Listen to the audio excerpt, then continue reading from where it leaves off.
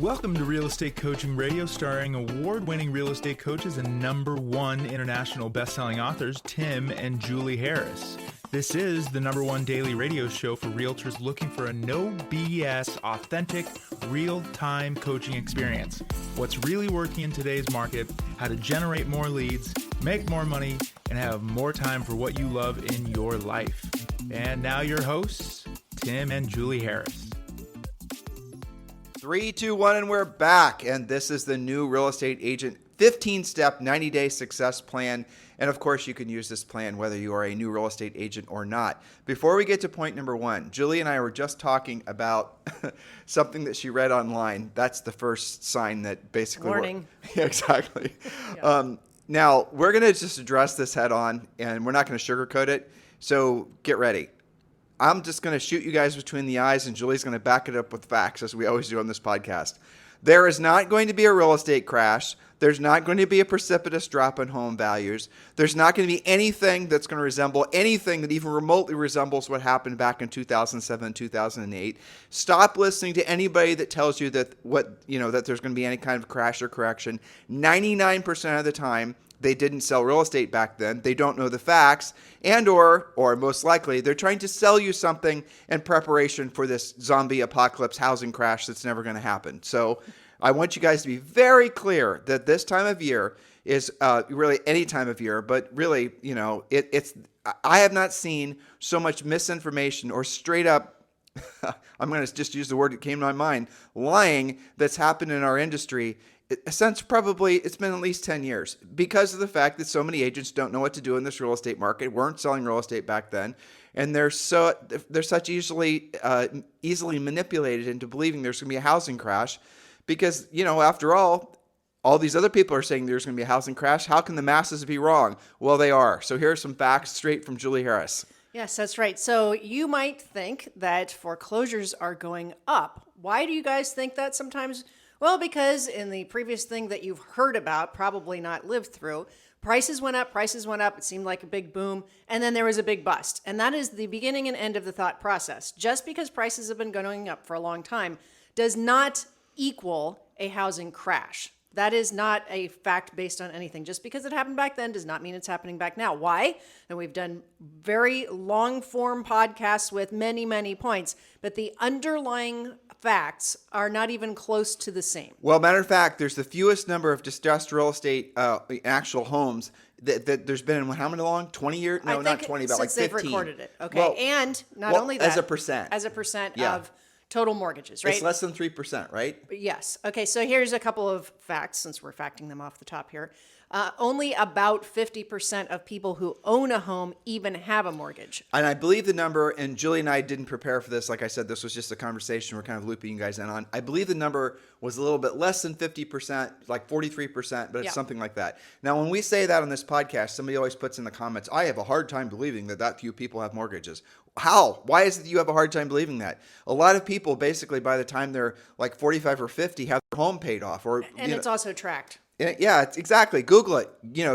Altos Research has fantastic facts. You can join them for your own local zip code and get your personal facts. That's the nice thing about, we call it GTS. Google that shit. So if you come across, if you're wanting to know something, that too. GTS that, and you're going to discover what the truth is. And what we just told you, again, I'm not sure if our numbers are right, but the essence of the point we're trying to make. It's between 40 and 50%. There you go. Okay. Now, that means the other 50% of the people that have mortgages, they have mortgages that are 3%, 3.2% or less. So a vast majority of the people with mortgages have essentially mortgages where their money's free. Now, what do I mean by that? Because the homes, and this is the last point, and this is the big one, and I'll leave it up to Julie to make this point, the amount of appreciation rate or inflation. Mm-hmm. But with the inflation rate on real estate being somewhere between 6, 7, or 8% year over year, and that's going to continue. That trend's going to continue for a long period of time for all kinds of reasons, but it really comes down to demand, right? But what you're looking at is homes that are going to increase in value at a greater amount and actual real dollars than the cost of owning that home. So if someone bought a $400,000 house and they put down, $50,000, and they have a $350,000 mortgage, and the mortgage is based on a 3% finance rate, I can't even do the math in my head. It's like $1,300 or $1,400 depending on property taxes per month. Well, that same home is going to appreciate this year So you're looking at probably their all-in expense being less than 20 grand.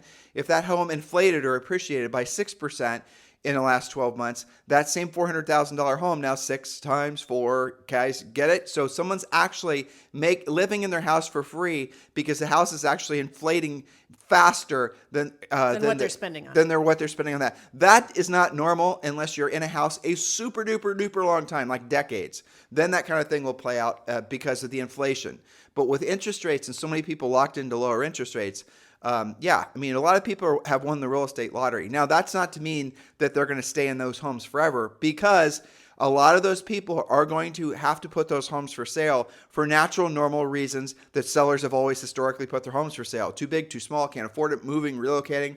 And here's the real bugaboo. Here's the thing that all these, real estate doomsdayers don't want you to really take into consideration. We talked about the amount of equity. We talked about the average mortgage interest rate, but the amount of inflation or appreciation in homes in the last 24 to 36 months has been up to 40% in some markets like Boise, but on average, right about 28% since 2020.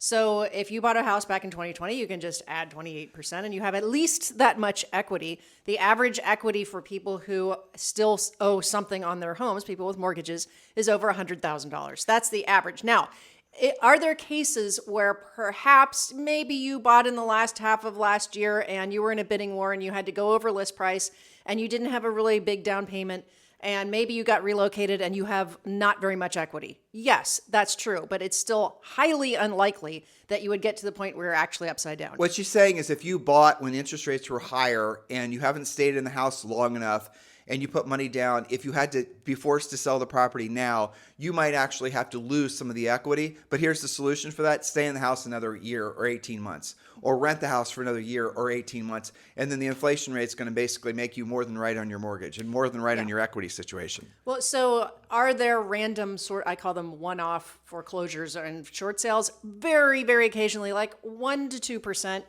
I don't know why anybody would go after 1% to 2% of the market. What you're seeing randomly, and I mean very randomly, and this example that I was reading online was in Las Vegas. But even the distressed real estate is still selling for retail, basically. It is still selling for retail. So that is, and I'm glad you brought that up because that is a huge difference between this time versus last time, because last time it was the phrase catch a falling knife. Prices were falling virtually by the hour and equity was disappearing. And Julie and I were buying houses then. We were buying houses. I remember going on auction.com and putting in bids on properties that we ended up buying a lot of them in Las Vegas and still own them. And I remember the auction gal called back and was like, what the hell? You want to buy real estate? I mean, do you remember that? I do. Yeah. She's like, are you sure? Are you sure? Like, do you know this is the process? And I'm like, yeah, okay. And then when you're buying through like auction.com, you have to pay their commission basically. And she goes, well, you know, this is going to cost you an additional whatever. And I'm like, okay, that's fine. Let's do it. It's fine. And those properties now are worth 3x what we paid for them. That's right. Totally different scenario. Prices will continue to go up. Now, will they go up, 20% a year? That was extremely unusual. I know some of you think that was normal because for you that has been normal, but it's not actually normal. On average, it's 5 or 6% over the past probably 10 to 15 years. And beyond that, it gets down to about 3 to 5%, depending on, where you live and how far back in time you're going. But it's still increasing. Okay, so here's the thing. And we'll get off this topic in a second and onto our 15-step 90-day success plan. Just because somebody is losing a little bit of their down payment and only walking away with 20 grand instead of 30 grand, that's not a short sale. A short sale is when they owe more than the property is actually selling for. We will do a podcast in the future which will sort out a lot of this stuff that confuses some of you. It's not your fault. You've probably never dealt with it. You've only heard about it. And you're frankly listening to ignoramuses, people that don't. They're just pontificating. Exactly. They don't know what the heck they're talking about either. Now, there are going to be outliers where you are going to run into people that are in a potential negative equity situation. Those people may have bought 2 days ago. Or maybe they missed a lot of payments and there's no workout. I don't know. But no, I don't even think that's that scenario. They refinanced. Maybe they refinanced and something like that. So there's going to be situations. I'll tell you the ones that I would be and I am very wary of personally, are these commercial loans. A lot of the commercial loans out there that were short-term loans, and now the multifamily and the commercial borrowers, they're going to have to refinance into this higher. There, you're going to see some distress. Yes. No doubt in my mind, you're going to see some distress, especially with office buildings and things like that. San Francisco, I'm thinking about you. But again, let's just be very clear. Stop looking for the sky to fall. The sky is not going to fall. And this wasn't today's topic, but we just talked about it for 9 minutes. Hopefully you guys have learned something from it. We've done tons of podcasts. Yep. I think like 6 in the past 24 months. For sure, at least. But you got to be super careful who the heck you're listening to in this real estate market. Otherwise, look, if you're believing, for example, the real estate market's going to, implode, what effect does that have on your psychology? What effect does that have on the actions that you take? If you don't believe that tomorrow's going to be better than today, you're not going to do what's necessary today to make tomorrow better than today. In other words, if you think the market's going to fall, think of all the things you're not going to do. And as a result, guess what? Your market, your personal economy, your personal real estate business, your family's future is going to be, adversely affected because of the fact that you listened to somebody that was full of hooey. Who is completely 100% unauthorized to be making such statements. All right, let's jump in, Julie. Okay. So congratulations. You made a wise decision. You have a real estate license, whether you just got licensed or you've been at it for a while but lack direction. Let's follow this 90-day success plan, and we're going to let's just get right to point number 1. Okay, you got it. So, number 1, pick your broker wisely. Does your broker have stock awards, health insurance, daily education, and profit share? Revenue share. You got it right the first time. Revenue share. Sorry, I got tongue-tied. Okay, it's costly to start with the wrong brokerage. It's costly to switch brokerages. You have signs and everything else you have to do. Having to switch later costs you both time and money. So do take the time to choose wisely in the first place. And if you didn't choose wisely in the first place, we strongly encourage you to choose wisely now. That's the reason that Julie and I are proudly associated with eXp Realty, one of the best business decisions we made about 5 years ago. We've gone on to build a group that's close to 3,000 agents globally. It's fantastic. If you're interested in joining with Julie and I at eXp and being part of our group, we encourage you to take one of 2 paths. You can just text the letters EXP to 47372. Text the letters EXP to 47372. Or if you're ready to join and you just would like to land the plane, you can text me directly at 512-758-0206. 512-758-0206. I'll answer any of your lingering last-minute questions. But in the meantime, for those of you who are just getting ready to get started and you're thinking about EXP, just text the letters EXP to 47372. Remember, when texting message and data rates may apply. Point number 2. Point number 2, commit to earning while you learn and be learning all the time. You don't have to be perfect to be productive. You must take action from day one in order to build your skills quickly. And by the way, the best people to role play with are the actual prospects with actual homes to sell. Getting ready to get started has to end today. So that's really incredibly important, because a lot of you guys are going to make that mistake thinking that you've got to get your CRM together, thinking you have to get your plan together, thinking you have to get your marketing and branding together. Perfect the skill, Perfect or scripts, right? You're going to have to role play and have all this Mickey Mouse. I don't know where that comes from in your head, but I assure you that the best people to learn on are going to be the buyers and sellers, and that's going to cause you all kinds of psychological angst, which magically will force you to become really, really good, really, really fast, because losing sucks, and you won't want to have that experience too many times, and you'll learn quicker. Hey, Julie and I sold in our early 20s over 100 homes our first full year in real estate. Trust me when I tell you, to sell those 100, we probably had to fail 500 times, but we learned. That's right. I do have that conversation even with really experienced agents when they are learning something new, right? Like going after expireds or probate or something that's out of their current wheelhouse. And they want to just drill down and study it and become an expert at it before they make the first phone call, right? So you have to be careful with that. Get into action now. You don't have to be perfect at it. Number 3, create your sphere of influence and expand it daily. All of last week's podcasts were about that. These are the people who you already know, your center of influence. Use your smartphone contacts to create a database. Talk about real estate all the time with everyone. And again, podcasts on this. Learn the Ford, F-O-R-D, memory jogger, internalize it, and use it all the time. Yesterday's show was all about that very topic, so make sure you go back and listen to that. Yes. Or was it the past series we did? You have no excuse but to be not Right. just creating your database, your past clients, your center of influence, but also doing something about it. Go back, 3 days? 3 days in a row. As a And matter 3 of days fact. in a row. We did a 3-part series on that. Now remember, guys, this is just real estate training. This is not real estate coaching. We only have you for roughly 30 minutes a day. If you want real estate coaching, you're going to have to take the next natural step and become a Premier Coaching member. We made it very easy for you. First of all the notes that Julie and I are reading to you guys right now are below. Just open up the notes, open up more. If it's on YouTube, just show description, whatever. And you're going to see all the notes as we read them are right there in front of you. But also, you're going to see a link to join Premier Coaching. Premier Coaching is, as I said, is the next natural step for all of you in your real estate careers, or certainly if you're just getting started. Premier Coaching is free for the first 30 days. You're going to love it. There's so much abundance there waiting for you, including a daily semi-private coaching call. Scroll down, click the link, join Premier Coaching. And also, there's another link there to join or to start the conversation with us about eXp Realty. Point number 4. Point number 4, understand what makes you money in real estate and spend 90% of your time in those activities. Longtime listeners, this should sound familiar, but are you living this? Proactive lead generation, furiously fast lead follow-up, pre-qualifying using your scripts, presenting, negotiating, and closing. But the most important actions on that list are, of course, proactively generating leads, making sure you followed up and set appointments, and then present in such a way that you actually win the business. You can hire somebody to process your transactions when you're consistently generating closings, but if you are not proactively lead generating in the first place, the rest of the list is irrelevant. That's right. And again, this goes, my brain is firing off like, what order should I be hiring staff? When should I be adding my team? None of those questions should be in your mind if you're just getting started, or frankly, if you're restarting your business. Just focus on your own trade craft. That's what matters the most. And worry about team expansion and worry about branding and marketing and all the rest of this stuff after you've got consistent cash flow from all the things we teach you in Premier Coaching, which, by the way, all the things we ask you to do in Premier Coaching as far as lead generation cost you nothing.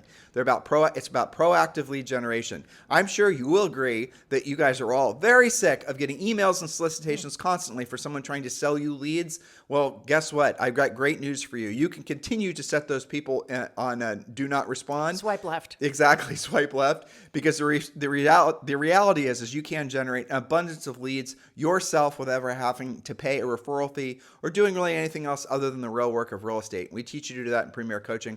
Point number 5, Julie Harris. Point number 5, understand the spokes in the wheel model. Choose your lead generation spokes wisely and work on them daily. Focus mainly on people who clearly have a desire to sell their homes and supplement with regular communication to your database. Here's our favorite list of spokes, which everybody can utilize, but don't just choose one and be a one-spoke wonder. Instead, work multiple sources of business to ensure your success. So the quick list, although again, in Premier Coaching, we teach you a lot more of this and you can mix and match what works for you. But the first one everybody has, so that's why it's at the top. Your sphere of influence. These are the people in your database.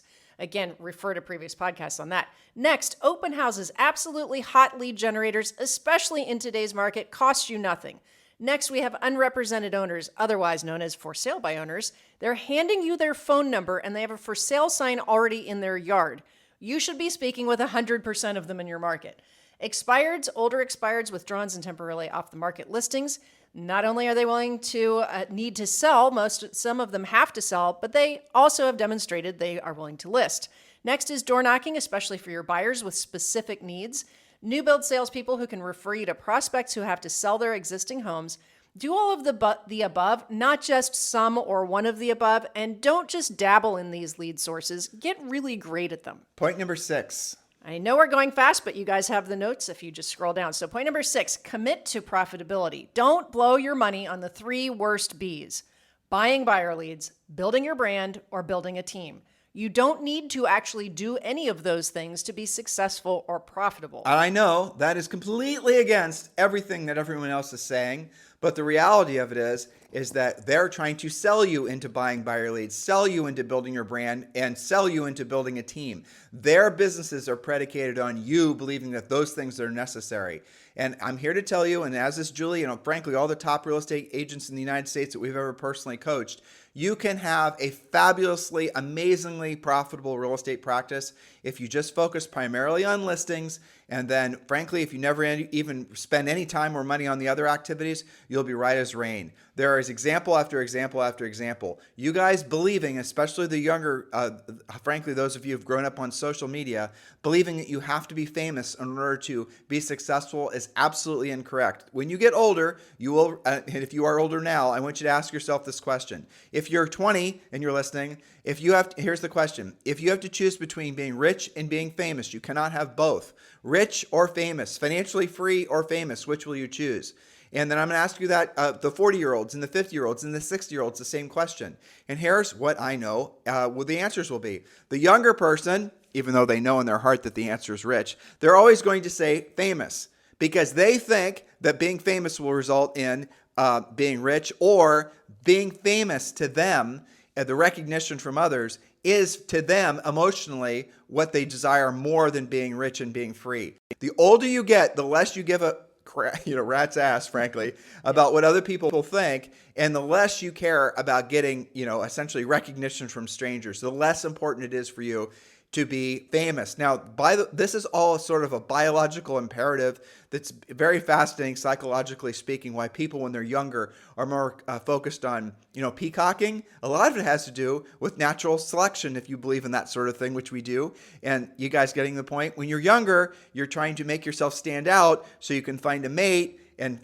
see Wild Kingdom for more examples. And do a Google search. Julie's giving me a stink eye. Do a search on YouTube for peacocks, and you'll get the concept of what I'm saying. You'll get the gist. But the older you get, the less that's important to you. And the more you would have wished that you would have focused on being rich and financially free. And so having had this conversation with people for the last, couple decades, I assure you that when the older version of you, dear listener, who's in their 20s or maybe even early 30s, the older you get, the more you're going to wish you would have focused on becoming actually rich, aka free. Rich is where your money works for you and you no longer have to work for your money. We strongly encourage you to get ahead of the curve and think like that now versus essentially being 40 and thinking back, well, I wish I would have spent or frankly invested a lot more and spent a hell of a lot less time trying to make myself famous.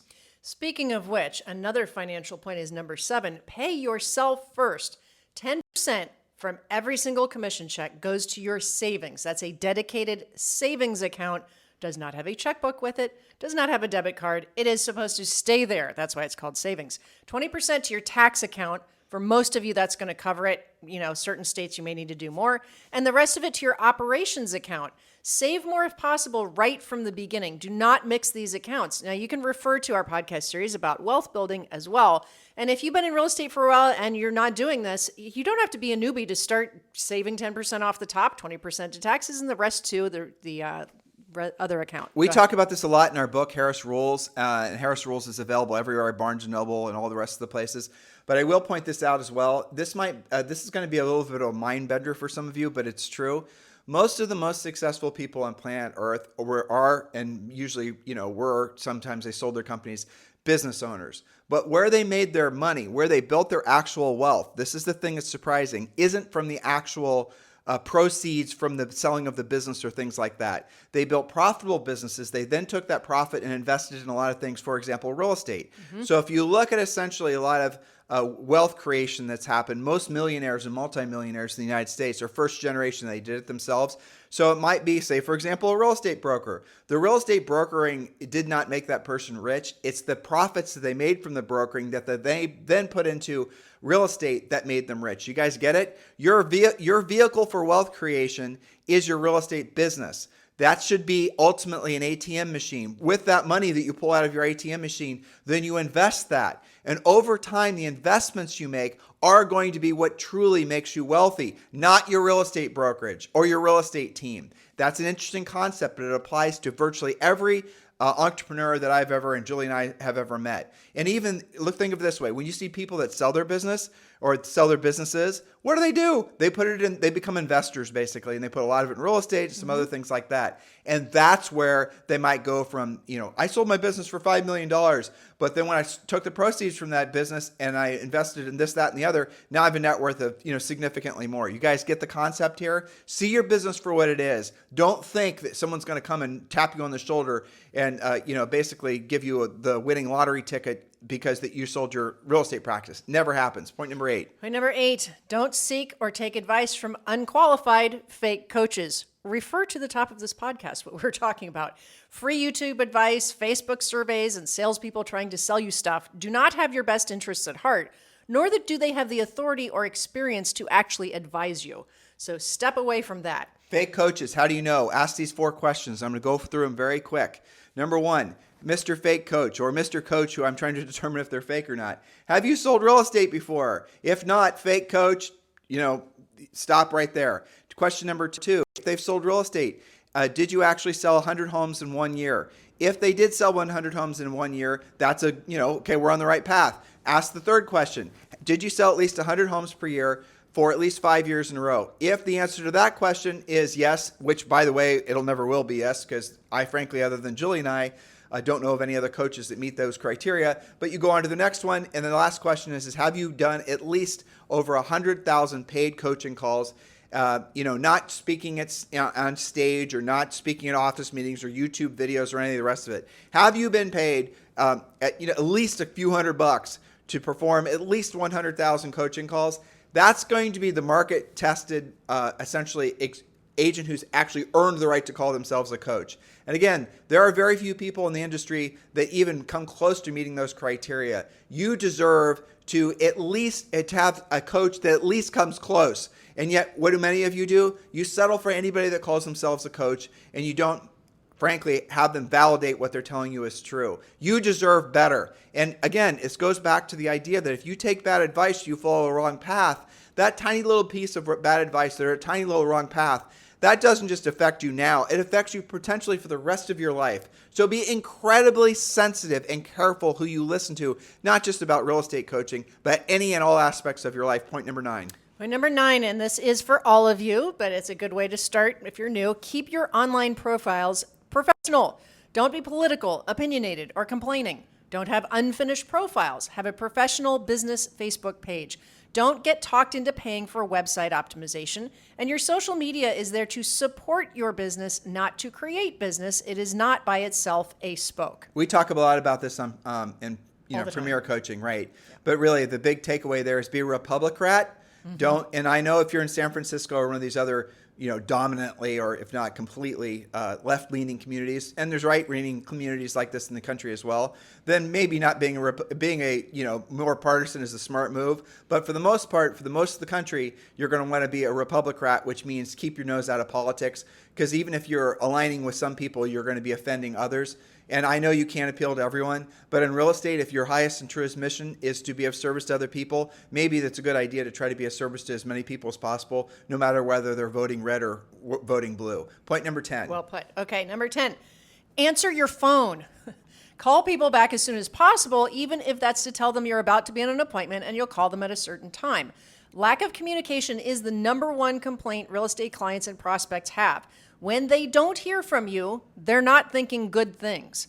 Answer your phone in the first place as often as possible. Even if you're doing something you don't have their answer, you were still there for them. Remember, not everybody even bothers to leave a message. They're just going to call the next agent. Your biggest real estate transactions will always come from you answering the phone, or if you couldn't right away, doing a very quick lead follow-up, furiously fast lead follow-up, and then using a real pre-qualification script to, like, say, for example, a buyer calls calling about 123 Elm Street. You need to find out right away whether that buyer is actually a seller who's just comping that house because they're thinking about putting theirs for sale. Ring, ring, hello. Hi, this is Tim. This is if I'm calling back. Hi, this is Tim Harris with ABC Realty. I noticed you just called about 123 Elm Street. I was just calling back to see if you have any questions as a courtesy. And the seller's going to, or the buyer's going to say, well, I'm just calling to see what the current price on that property is, or is it still available? Let me check to make sure it's still available and see what the current price is and see if anything's changed on the listing. Oh, by the way, which home in the neighborhood are you thinking about selling? Right? Now, that's not the whole script, but I'm exposing our stance with doing pre-qualifying to you, so you understand that you need to lead with the most important questions, because then you're going to start generating a hell of a lot more listings. I was just, there are example after example after example, and Julie and I are going to start doing interviews from some of our coaching clients so you can hear from agents' mouths exactly what they're experiencing by following our Harris rules in essence, and you'll discover that what we're telling you aside from being practical and tactical, also puts you in a very strategic position to quickly dominate your marketplace. Not because you have more branding, not because you bought more leads, not because you have billboards, but because you're actually doing the real work of real estate. Point number 11. Point number 11, don't negotiate over text messages. Text is subject to misinterpretation. The other person might not get the tone that you intended, and other people could be reading their texts, and language barriers make it even worse.